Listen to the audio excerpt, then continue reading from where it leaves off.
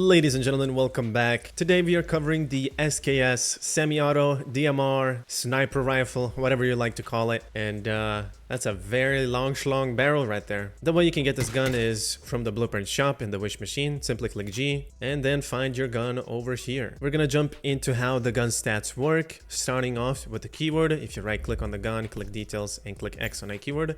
Here, this gun utilizes frost vertex and it will deal frost vertex damage half of your psi intensity, which is 50%, ticking every 0.5 seconds for 4 seconds, and only one frost vertex can be ticking at a time when you trigger it. This gun will trigger frost vertex when you hit. The cooldown will be 5 seconds. Each hit reduces the cooldown by 1 second, meaning you need to hit 5 times to be able to trigger frost vertex again. And of course, that cooldown will also lower each second. So hitting the target will be just an extra. Now we have 60% chance per hit to generate deviant particles, and picking them up puts you in a charging state. Max health particles is 10. When they're spawned, they will always spawn near you. You just need to run into them to collect them. When you are in charging state, it will consume 1 ball that you collected for a charge shot, launching a penetrating ice spike, dealing ice elemental damage equal to your attack, using 100% of your base attack, which is this, and you also get an extra 10% of the damage boost from it.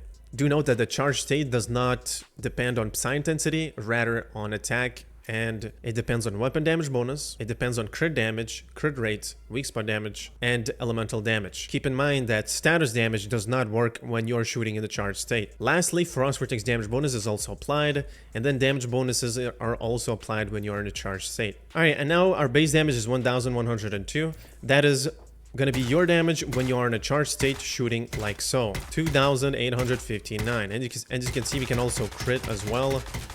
4002. Our crit damage is 40%. Let's put the base damage as this one. Crit damage is 40. Keep in mind that weak spot damage is 50%. So weak spot damage is also counted when you shoot in the head. We also have to include the 10% because that is our charge state, which is 110%. The 100 is our base damage already, which we have included, is this. 22.5 weapon damage bonus, which is this. Status damage does not count when you are in a charge state, so we're not going to include that. We have 54% frost elemental damage, 54% here, and we have 25% frost vertex damage bonus, 25 here. This will be our damage with the weak spot and crit in the head. And as you can see, it does match. Now without the crit, we will do 4288 in the weak spot in the charged state. Now you can see that it goes down to 2025. That's because we run out of the charged stacks. And if I just excluded this one, the frost vertex damage bonus and the elemental, as you can see, that's the damage we do in the weak spot if it's not charged. So if we have added the status damage bonus, which is 57, as you can see, the damage is way higher and it does not match at all. So frost vertex damage bonus deals 20% damage to metas. That is just, the damage is less to players by 80% damage reduction when in charge state. Now we have ice elemental damage. It is 30% by default. And when you just shoot a charged shot, you just have to be charged. You can shoot anywhere at the ground. Your frost elemental damage will be increased by 8% every shot you do while charged. So shoot another time. Now it's going to be 46, and now it'll be 54 on the third shot. Doesn't have to hit the target. And again, you get these charged shots by picking up these balls on the ground. Who doesn't love balls, guys? Well, I really don't. Alright, and that's it for the gun. That's how it works. Now this gun, I'm going to show you 2 presets real quick. For mobbing, you will want to use covered walker shirt. This will simply pull in mobs when you're mobbing in silos, and I'm going to be using 2 treacherous pieces and 3 savior pieces with this. Now, there is a downside, however, with the savior pieces, if you're going to be using 3. If you're going to be using Crescent suffix mods, which it will give you extra damage when you have a shield. However, if you don't have a shield, you basically gain no weapon damage and no elemental damage bonus, making this mod completely useless when you're no shield. However, you are running 3 savior pieces, so every time you're going to be shooting the target, you will gain a shield. But in order to get the most damage out of this, you will need to be at 40% shield, which as you can see, it says triggers at 40% shield. Now, it's not at 40% shield. At 40%, you will get the maximum amount. We have 138.3 elemental damage bonus. And at each shot I do and get a shield, it goes up by a little bit. Shoot again, we get another shield. As you can see, it keeps increasing every time I get a 5% of my shield up. So don't worry, the Crescent suffix increases as your shield also increases. The translation is just bad on the substats. So the cap is at 40%. So only run Crescent suffix on your gloves if you're running 3 savior pieces. And I do recommend 3 savior pieces because you'll be getting the maximum amount of stacks from Rush Hour if you're using 3 savior pieces together with 2 treacherous, but I don't really recommend it for everyone, as you're going to be constantly on 1 HP and you'll have to get that shield by summoning a deviation, by shooting, and in silos like Securement Silo Terra, it's going to be quite annoying dealing with these gas pouches, as if you lose your shield and if you die and then once you revive you will be instantly dead once again, because you literally have no HP at all. Personal preference, this set doesn't work everywhere or is just annoying to use everywhere. I would still recommend to run 4 pieces of treacherous or 3 pieces of treacherous. Okay, and in the description you will find the sheet link. Simply just click there. We're going to start off with the mods that you're going to be using for the full HP build. So for the gun and the mask, you'll want to run Frost Vortex suffix. If you cannot get those, then just stick to talents, and that's about it. The crew catalyst on the gun will be the best option. It will give you by default 10% Frost Vortex damage, so you won't need to trigger any Frost Vortexes. And after you shoot a ice missile, which is when your gun is in charge state, you will get 5% extra Frost Vortex damage, total 15%. Now, as you can see that the Cryo Blast, after triggering Frost Vortex, you gain 20% total. However, this takes a long time to get that 20% stacked up, which in the end, the Cryo Catalyst will beat it. For the helmet mod, we're going to be using Weapon Symphony. Now, this gun does benefit from crit. However, this gun is a sniper rifle. It doesn't shoot as fast, and it doesn't have crit bonuses for the passive of the gun.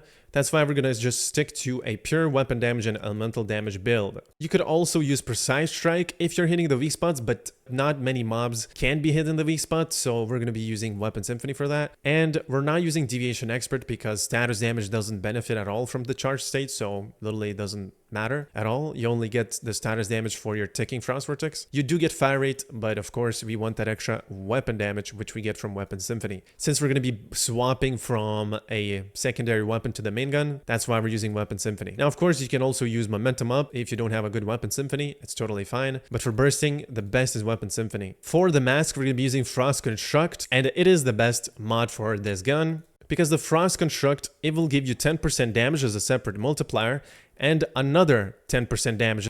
All right, and now as you can see, we have 959 attack. Our weak spot is 62. Weapon damage is 15, 59 elemental, and 2.4 Frost Vortex damage.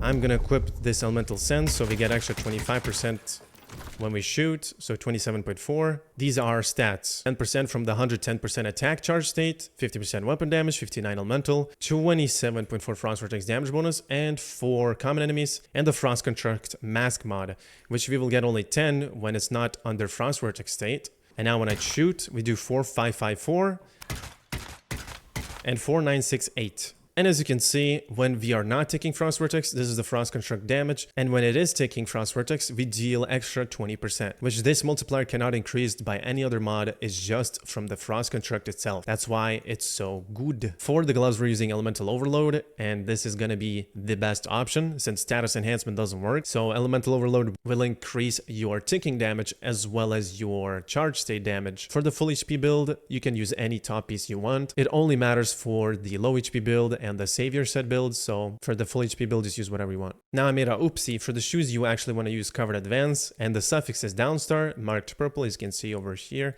If you don't have the suffix, just stick to talents. Literally 7 talents over here if you don't have any of these suffixes. As it says over here, you can read what it says exactly if you don't own that suffix. For this full HP build, you're going to be using 4 shelter pieces and 1 low wolf piece for the extra mag. And for bossing, you will want to use earthly boots. Simply just swap to your bingo, mark the boss, swap back to your SKS, do some damage. And of course, if you're mobbing, stick to covered walker. Now, as you guys might be wondering why we don't use the snowdrift top, it's because it's trash. It gives you 25% status damage and weapon damage for 25 seconds. However, that status damage comes useless and it only works for the ticking damage. And when you're shooting with a charge state, it does completely nothing. I don't know, 25% weapon damage gets beaten by like the 30% mark damage, and of course, we lack so much Grey Ones damage. When you mark the boss, you basically get 30% Grey Ones damage, which is superior to that 25% weapon damage. And since it's a purple armor piece, the psi intensity doesn't really matter because the charge state doesn't use or isn't based off your psi intensity. It's more based off your attack, so doesn't really matter that much. And yeah, the calibration is frugal or mobility or stability. But yeah, calibration needs to be 2 times elemental. For the deviation, you can be using Lone Wolf Whisperer or you can be using the Jellyfish. Honestly though, I prefer the Lone Wolf because it lasts so much longer and it gets your aggro for you and it groups enemies together and it applies a vulnerability of 50% when you shoot. And since that vulnerability is for the weapon, so when your weapon is in the charge state, that 50% will work for it. Now for the hides you need to use, simply click here on the sheet. Here you will find the SKS, and the hides that you can use is either Lucky Rabbit Fur, but I prefer to use Starfall Cowhide because it gives you 8% weapon damage when you have enough stamina above 120 or on 120. And if you are jumping, you get extra 8%, so in total 16%. Both do work indeed. For the 4 pieces on your armor, make sure you put on helm, top, gloves, shoes, or instead of the top, you can put it on the pants. Have 4 rabbit pieces, and when you're jumping in midair, you will get 20% weak spot damage while midair. Will be great for this weapon. Now for the best food buffs, for monoliths, you will want to run Blandish, Whimsical Drink, Borscht Deluxe, Hot Dog, and Deviated Sausage. Make sure that all of this is on deer meat, but the Blandish is on beef, because the Blandish has a bug if you put it on deer meat, so just stick to beef. And the reason why I don't recommend using Blandish with deer meat is because you have to eat it first, and if you leave a instance, like you enter a silo, you will lose that 3% from it. So just stick to beef, and you will always have that 3% until the buff expires. The Blandish stays for 30 minutes by default, but if you use Gourmand, you'll stay even more longer. But you can eat this whenever you want. You can eat all of these 5 food buffs, and they will stay until they expire. The Blandish doesn't count as a food buff or a drink buff. And to make the bland dish is put purified water with boiled water. Then you can do sugar. Instead of sugar, you can also put 1 peanut, which is a Beastmaster exclusive. And then you just put either pristine beef or you put a normal beef, whatever you have available. And after that, you will get bland dish. If you put peanut, you will get 50% boost to that pristine meat, which in total you will get 7.5% instead of 5%. There you go. Now we're using Borscht Deluxe because that gives you 3% damage against Grey Ones when you eat it with the deer meat, of course. So since it's for monoliths, it's best to use the deer meat since you're going to be marking as a secondary the boss. But if you're going to be going to silos, I recommend to use beef for silos on each of them. And if you're a chef class, of course, you will need to use minty meat and hot dog. But if you want even more damage, you can then use surprise spring rolls, which can go up till 41.4 elemental damage with this food buff. It's RNG, so you might need to eat it multiple times. However, the minty meat gives you max only 20.7 elemental damage bonus, so if you get already like 25 or 30% from the surprise spring rolls, it's way better than the minty meat. The ammo type you want to use is best for tungsten APE, ammo for monoliths. For Salos, use Suppression for Deviants, Penetration for Rosetta, and Tungsten AP ammo is actually better than Disintegrating, so if you're gonna be using Disintegrating, do not, because it'll be less damage. And now, lastly, for the last 2 presets, we're only changing 1 mod, which is the Rush Hour, and of course you can see the suffix is red here.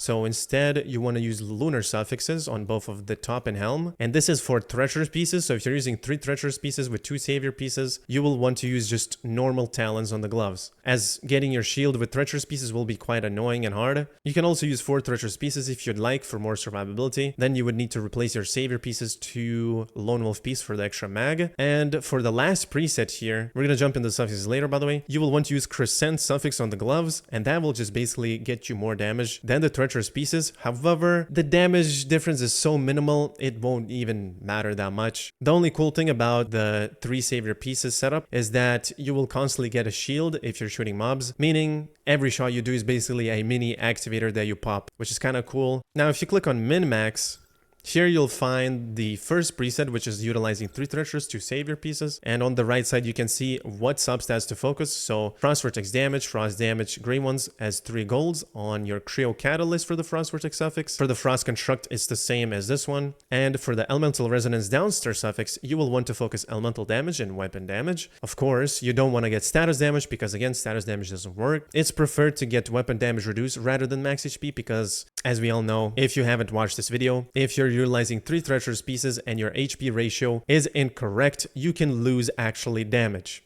So I will leave a HP ratio calculator in the description, and here you'll be able to see your current HP and max HP. If basically this is red over here, that means you're losing damage, and you want to make this not red. You either want to make it 0.4 like that, or you want to make it below 0.4, which is green. And that will basically give you extra damage from weapon damage, from rush hour stacks, and lunar suffix mods. This is only for treacherous, by the way. You don't care about this if you're using 3 savior pieces, so...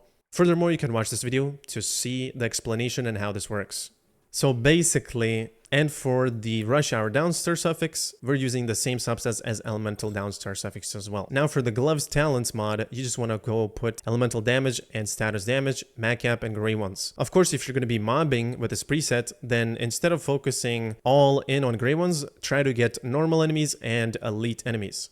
Prefer to get elite enemies rather than normal enemies, since you don't really need that much. You only need about 20% normal enemies, and it's more than enough to really kill small mobs quick. So that's really it for the suffixes for the 3 treacherous and 2 savior. Now if you scroll down here, you will see a full setup for 2 treacherous, 3 savior, and 1 early boots. The only thing that is changed here is the elemental overload crescent suffix. So you will want to get elemental damage, weapon damage, and gray ones as 3 golds. And basically this you will be always getting. So as you can see, each shot you do, you're going to be stacking your shield, which with this gun it actually takes a little bit to stack, but there you go. You need a full mag to get 45% shield, and that's when your crescent suffix will trigger the maximum amount. So you'll deal the maximum amount of damage from your crescent suffix. Now if you don't have crescent suffix, it's fine, just stick to talents until you get one. I haven't done lunar yet, but this is basically what I got so far right now. I mean, this is good for a start, right? If you're mobbing and killing elites, this is what you want to have. But of course you want to get 3 gold substats, which is the weapon damage, elites, elemental damage. That's when your damage will truly shine. And yeah, the rest of the substats are the same, so that's about it. And everything is displayed over here in each multiplier, how much damage you have. So for the savior setup, you can see that we have 197 elemental damage and 197 weapon damage. And since we're using savior set, you're going to be 1 HP. Of course, if you're going to be lowering that with the boiled water, which is this can be crafted with 4 dirty water and 4 polluted water as a chef class, and when you consume it, you'll just be placed on 1 HP. That's how you will get the maximum damage from lunar substats and rush hour. And if you scroll up a little bit, you can see that the difference between 3 pieces of treacherous versus 3 savior, it's not that big of a difference. And if you have 2 savior pieces here, and when you have a shield active, you can see that 3 pieces of treacherous and 2 savior pieces will do more damage than the 3 savior pieces, which is 197, 197 elemental.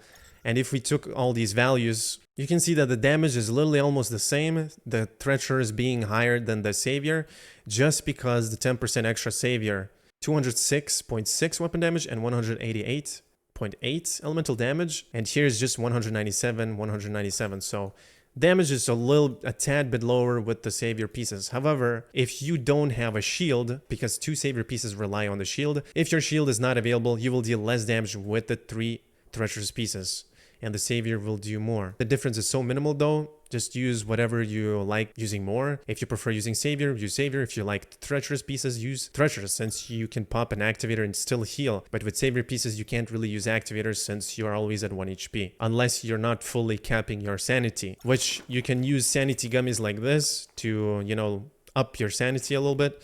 But this is going to be so annoying to manage. Look at this. When lunar starts, you're going to be dropping sanity and you'll just go down to 0 again. So you're literally forced to play with 1 tick of HP at all times. Now, after testing some stuff further, you can actually use a crit build as well. It's simply the same build. The armor pieces are the same build as these two. If you like savior, use savior. If you like treacherous, use treacherous. Replace crescent if you don't use it into violent suffix right here if you don't have that. So basically, all things you need to change is crit boost on the gloves and dead shot on the bottom pieces. Calibration needs to be crit rate 2 times. And the food buff for this crit rate build, it needs to be honey glazed as a secondary food buff. So instead of using the sausage for monoliths or for salads, just stick to the honey glazed meat. And make sure you make this with pristine beef, of course. And as you can see, it will increase your crit rate by 20.7. It shows 20% here, but it's 20.7 because 15% with 38% is 20.7. So you get So all you gotta do is just use a secondary crossbow with smart AP ammo mixture, mark the target, and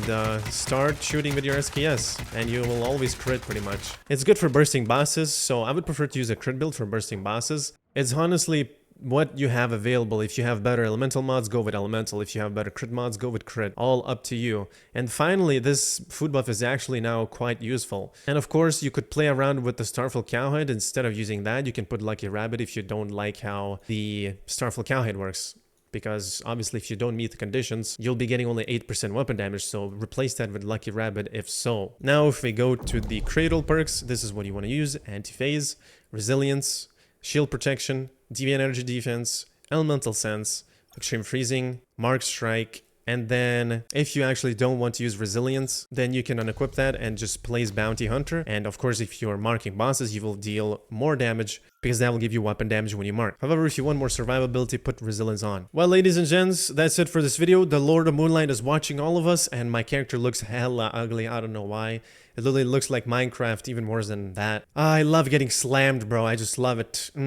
Yes. Yes, slam me. Every time I'm recording a video, this shit's happening, brother. Let me know, guys, down below in the comment section what you guys think about this gun. Leave a comment down below. Join my Discord if you haven't yet. And as always, I'll see you guys in the next one. Take care and peace out.